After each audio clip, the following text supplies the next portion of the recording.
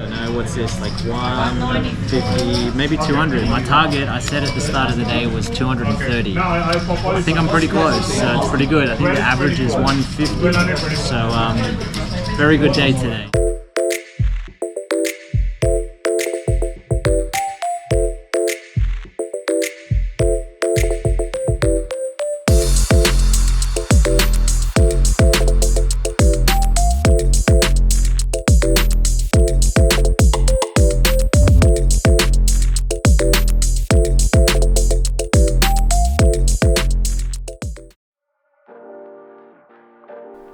It's been about 6 weeks since I've played a live poker tournament, and it's so important that I'm ready.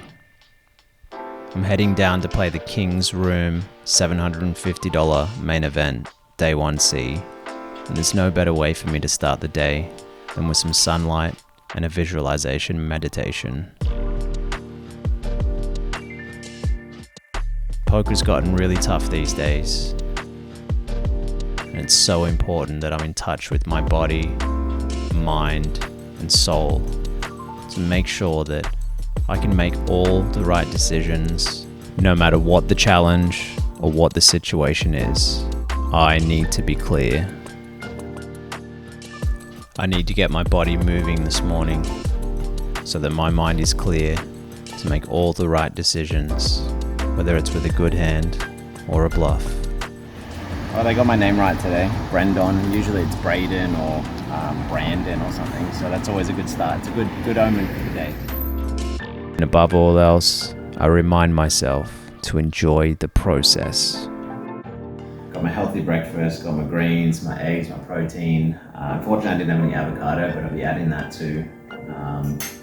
Got my water, got to stay hydrated today. Got my tablets here, so these are my vitamins. I've got some vitamin D, we need to take that because we're going to be in a poker room all day long. I've got some vitamin K here and some iron, so things that my body needs, but it's always good to stay in touch with your body. I got my journal here. I've got a few different journals. I've got my personal one, I've got a financial one, I've got a poker one. Today we'll be writing in the poker one, so nice little morning ritual with myself to get ready for the day and unload any negative thoughts I might have that might hold me back from making the right decisions today. So it's a nice little ritual to have before the game.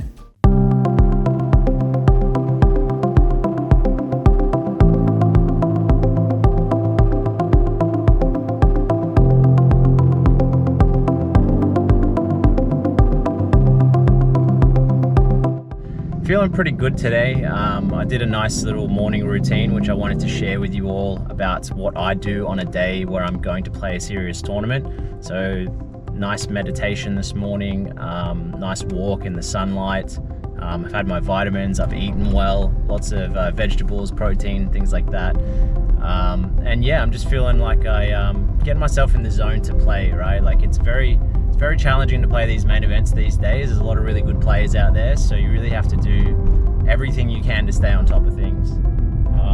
So I'm excited to share some hands with you guys today. We're going to get inside what goes on in here, and you can hear about how I think about poker, how I view psychology, I view body language and all those things. And yeah, I just really want to try and just kind of like give you guys as much info on how I think and how I view poker today. So on my way down there now, I'm a bit early. It's about 11:30 right now. The tournament doesn't start till 2 o'clock, but I'm actually heading down to do a coaching session. So as some of you may know, I work as a mindset, a peak performance, and a poker coach.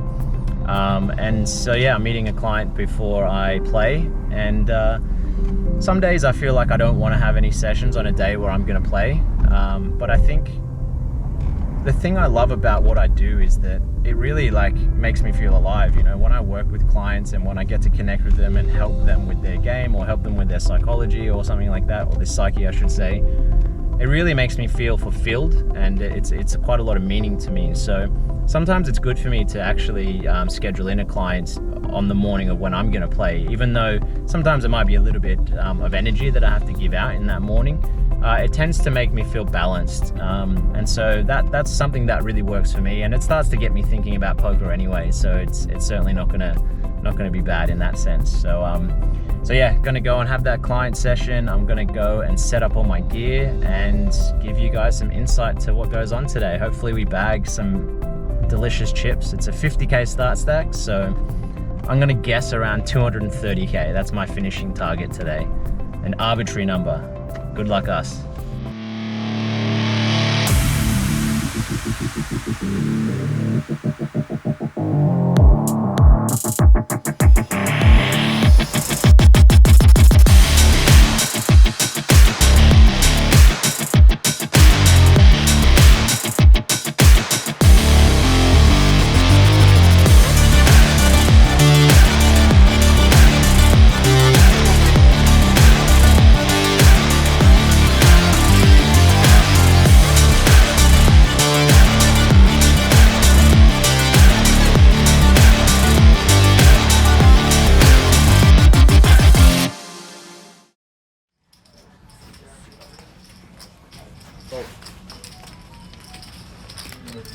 Guys, ready to go? Ready to embarrass me?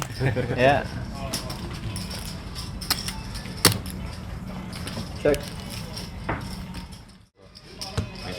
Let me just finish the ace king one, yeah? The ace king. Yeah. There won't be enough time. It got deleted accidentally. Well, my table seems quite friendly to begin with. I have informed them all they're going to be on a vlog, and some of the hands will be revealed. I wonder if it changes the way they're going to play against me. After about an orbit of folding, the first hand I look down at is a king-jack offsuit in the cutoff position, and I'm faced with an early position raise to 800. My hand doesn't really play that well against his range from that position, so I certainly can fold. I don't really want to call here, but I'm going to put in a 3-bet here in position and take control of this hand. I want to start testing my opponents while the blinds are cheap and see what they're capable of, see how they're going to react to my aggression. I don't expect my opponent to fold to a simple 3-bet if he's chosen to raise from under the gun +1. I just don't want to see a 4-bet. Okay, he's calling. So we've got a bit of action here straight up.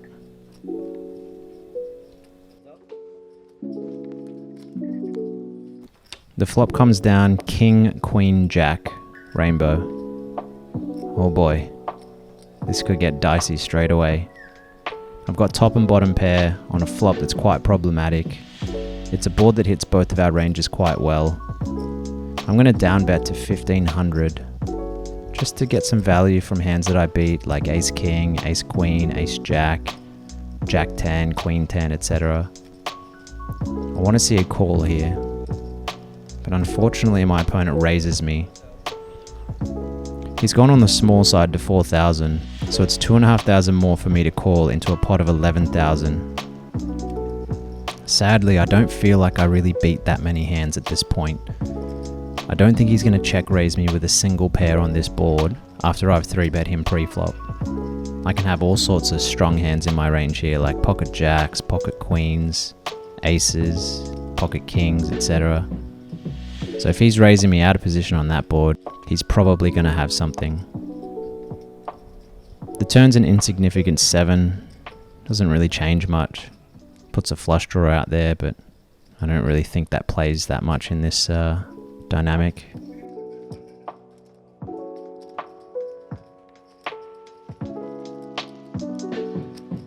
My opponent doesn't slow down. He bets out 6,500. Oh boy. I think I've got myself in a bit of a pickle here. I'm getting such a great price to call. A bit over 3 to 1 here. I am in position. But like I said on the flop, I just don't think I beat that many hands. I'm just too enticed in here with that price to see a river. Hopefully we can get a check on the river. The river's probably one of the worst cards in the deck here. The ace of spades, now completing a 1-card straight with the 10. There's a lot of problems with this river card because even if he was check raising me with a hand that I beat, he's probably got me beat now. Ace king, ace queen, ace jack, king 10, queen 10, jack 10.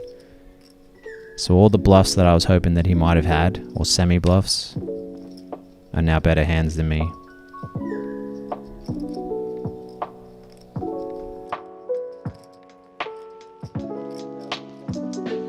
He chooses to bet 8,500 into a pot of 26,500. Oh geez. It looks like such a milky bet here. Kudos to him. I feel like he really wants value from his 10 here. Maybe he already had ace 10 or 9-10. But either way, I really don't think I can call this bet. And there's really no sense in raising him here to turn my hand into a bluff.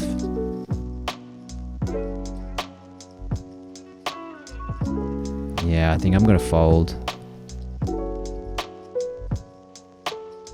I just don't want to fold too quickly and show any weakness in my first hand.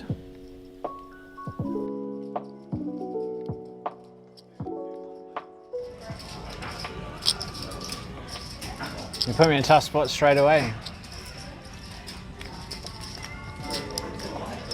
Straight off the bat. I try and engage with my opponent, but he doesn't give me much back. Alright, you can have this one. Nice hand, sir.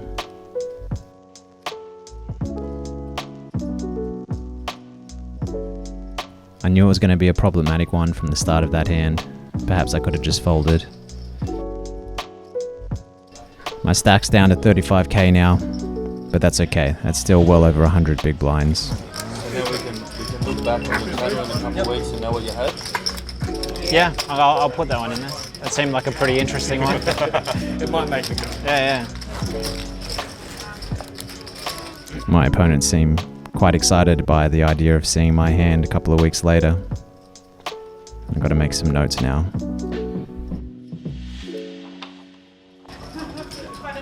I feel like he would have shown the bluff if it was a bluff, you know, like you want to rub it in there, so I feel like I made the right decision.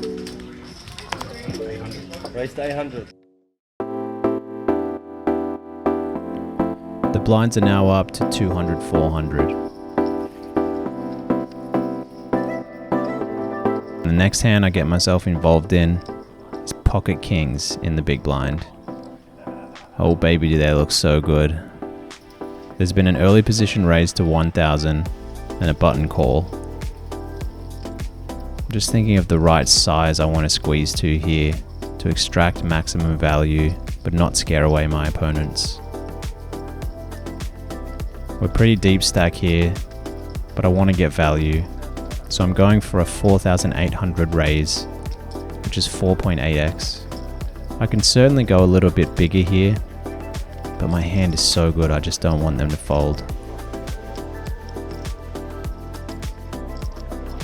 The original raiser calls and the button folds, so now we're heads up to a flop. The flop comes down Queen Jack 10 Rainbow. Pretty good looking flop for my hand, although there are some hands that beat me now.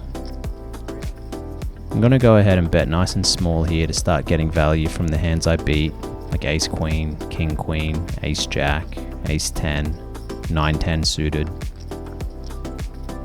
I bet 3.5k and my opponent quickly makes the call, and we see a turn card, which is the 9 of clubs.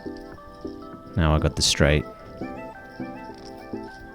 There's pretty much no way my opponent ever has Ace King in this situation by just calling my 3-bet pre-flop, and the fact that I have 2 kings in my hand makes it highly unlikely that he's got a king as well.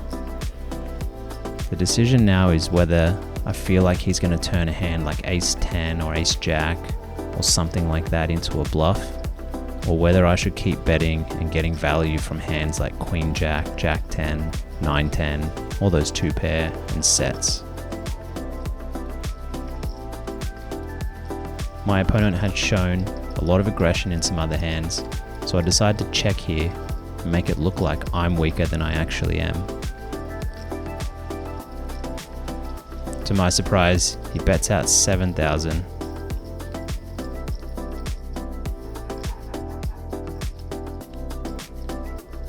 I make the call, trying to look weak, trying to look like I've got ace queen, I've got pocket aces, ace jack, maybe a set. The river's a 3 of clubs, brings a backdoor flush there. If he's got it, he's got it. But at this point, this hand's pretty quick for me. I'm not folding. I'm going to check to him and allow him to continue his story, and I'm just going to make the call. Once he moves all in and I make the call, he immediately says, good call. And once he sees my hand, he says, that's how you win with pocket kings. He turned over an ace-6 offsuit for a stone cold bluff. GG. What a nice one, what a quick one. My stack's now up to 85,000. Let's go.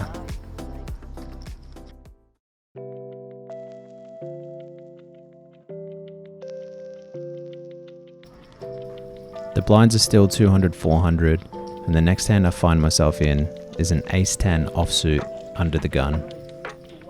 I make the raise to 1,000. It folds around to the small blind who calls, as does the big blind. I like my position here. I'm the aggressor. I'm in position to both players, and I probably have a better starting hand than them. The flop comes down ace-8-6 with 2 hearts. This is a pretty good flop for my hand. I've got top pair with a pretty strong kicker. However, there's a lot of draws out there. Straight draws, flush draws. So I need to start betting now and get value from my hand and a little bit of protection. I lead out for 1,200 and the small blind makes the call. And my new friend Velk in the big blind, he looks interested. He makes the raise to 5,300. Man, I don't like that raise. I really feel like he's never going to raise here with like an ace-9, ace-7 or worse. So if he's raising here in this situation against 2 players, I feel like he's going to have either ace-8, ace-6, 6-8, or a whole range of combo draws. 7-9, 5-7, all the flush draws. Given that I've got an ace in my hand, I feel like he's more weighted towards the flush draws at this point. So I'm going to make the call here in position and see a turn card.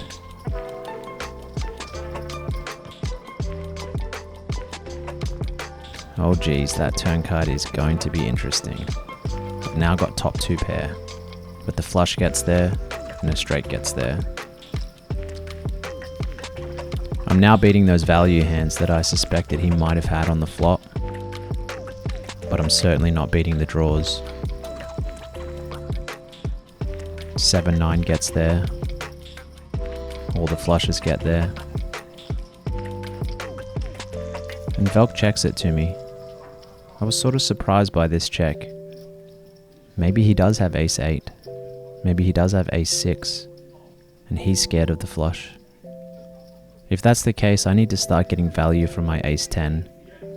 But I don't want to bet big, because if he does have those hands, a big bet's going to scare him off. So I bet out 6,200, which is about a little over a third of the pot. And let's see what he does. I'm hoping for a call here. Just don't raise me.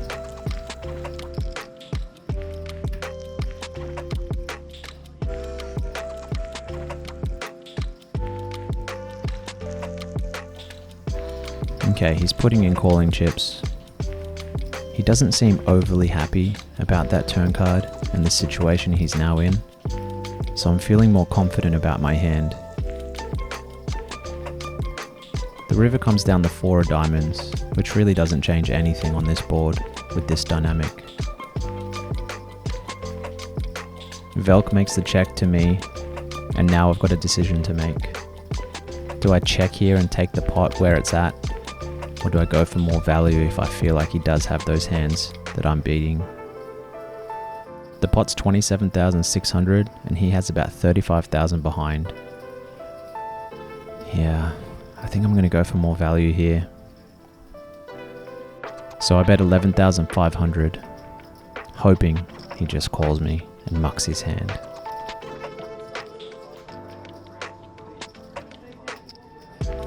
This is a risky play by me because I run the risk of being check raised. But when you get hands like this, you really have to think through the process, think through the action, the player, the dynamics, and make a decision to get max value from your hand.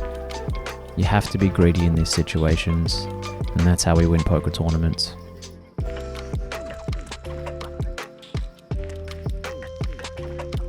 The longer he's tanking here, the more confident I feel about my hand, and I'm hoping he just puts in those calling chips.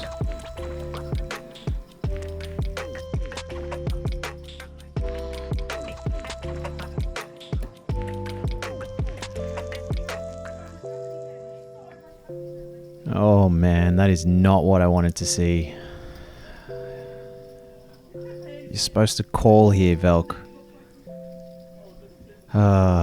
You know, the tough thing about this situation is, against anyone else on this table, I would instantly be folding my hand now, and I may not have even bet the river. But against him, he's the only player I feel like on this table who is strong enough and creative enough to pull off a check raise bluff here, with a hand like King 9 with the King of Hearts, or some sort of hand like 8-9, 7-8. Velk. 23,800 into 74,400. What a great price. But man, you're putting your tournament life at risk here. Against me, out of position. I just have to give you credit for this one. In a tournament like this, where there'll be other situations where a really strong player like Velk could earn chips, I just don't see him ever bluffing here in this spot with the check raise on the river. I got greedy with my value bet on the river, but now I'm going to have to let him have it. Is that ABBA playing in the background?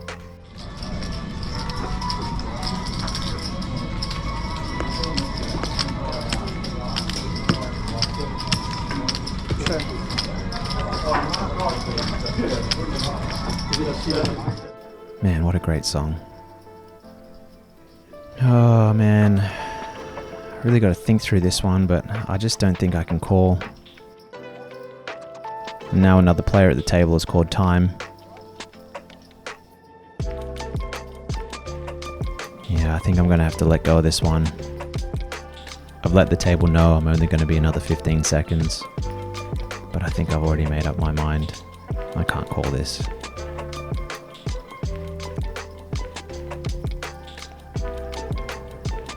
I release my hand. Nice hand, Velk. You win this round. My stack's now down to 65k. Got to reset, recoup. I got a good buddy here, a new friend here, Velk, his name is, and he's been on the table with me, and we had a very interesting hand together. We did. I promised I wouldn't bug you about the about what you had. Everybody knows it. It was my ace-10 hand. Are you willing to share with us anything on that?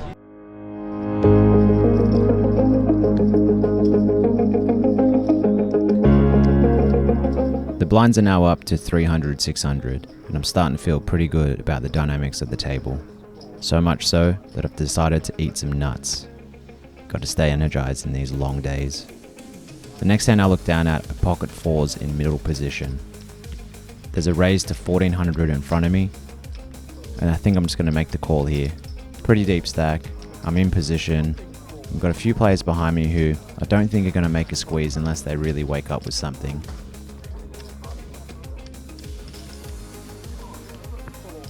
The cutoff position makes the call as well, as does the button. And now the blinds have a juicy price to see the flop.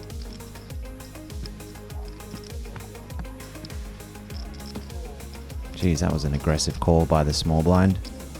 He wants in there, and now the big blind is facing a really good price of somewhere near 7 or 8 to 1, so I'd be very surprised if he folds here. Okay, he's calling. This is great. A 6-way pot with pocket fours. It's exactly what you want, because if we flop one of those fours, we can get some action. The flop comes down 4, 10, 9. Oh baby, we're going to get ourselves into a big one here. I can feel it. There's a lot of draws out there, and there's a lot of players in this pot. and I've got a very sneaky hand that does not block any of the other hands that could be out there, like top pairs and middle pairs and all sorts of draws. The action checks to me, and I decide to bet out 4,000 into 9, a bit over 40% of the pot. Sometimes I might bet a little less than that, but given that we're in a 6-way pot and there's so many draws out there, I've got to start getting this going. I'm starting to think that I should have maybe even bet 6,000. The cutoff position makes a call. Button and small blind fold, and the big blind's got a decision. He looks interested. I'm starting to consider what the stack depth is of both the players in the cutoff position and now the big blind. And I'm starting to construct the size of the pot in my mind for how big I want to make my turn bet. That way I'm prepared already despite what turn card comes down. The big blind ends up making the call and we're off to a turn card. The turn card is the king of spades, and that's going to be an interesting one. Queen Jack now beats me, which is certainly a hand that one of these players could have. But there's 2 flush draws out there now, so there's a whole range of hands that they could have that are pairs and draws now.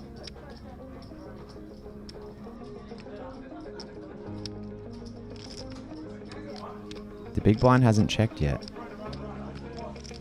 Is he really thinking about leading out here on this turn card? He's going for chips. And he's bet 11,000. It's a very unusual situation where he's just led into 2 players out of position on an incredibly wet board. What does he have? Do you have 2 pair now? Do you have the Queen Jack? I guess you would lead out if you had a hand like King 10, King 9, maybe King X of diamonds. I'm trying to think of all the value hands that I beat and how I want to proceed in this hand. There's still a player behind me that act, so I don't think I can call this bet and just allow him to call with a great price, potentially a great draw. I'm going to move all in here to protect my hand, get value, and get paid off by the 2 pair combinations and whatnot. You know what? If he's got Queen Jack, so be it. I'll still have at least 20%.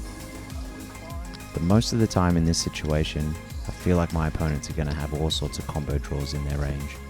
So I think it's best to protect our equity, push the action back on our opponents, and get the money in now, because pretty much half the deck is not going to be great for us on the river, especially in a multi-way pot.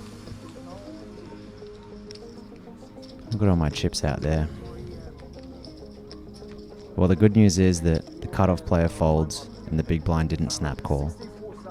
So as soon as you fade the snap call, now you want the call. So he's probably sitting there with those pair and draw combinations that I put him on, or maybe those 2 pairs as well. He's in the big blind and he had a really good price pre-flop, so we could have hands as wide as King 9. Guess not King 4, given I've got 2 4s in my hand.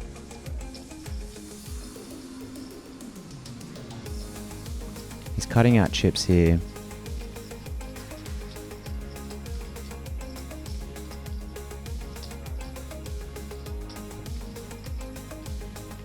I often get called quite light in these situations, especially when there's so many draws on the board, because people just think that I'm pushing draws, which is another reason why I decided to push so hard with this hand. Okay, my opponent folds. Well, I kind of wanted to call there, but it was a pretty big pot anyway. I'm happy to take it down. I'm happy to get my stack up and win another nice one. My stack's up to 96k after that one. Time for some more nuts. Well guys, I hope you enjoyed part 1 of the Poker Diaries, brought to you by the Australian Poker Mindset and proudly hosted by the King's Premium Poker Room. Join me next episode for more of the action.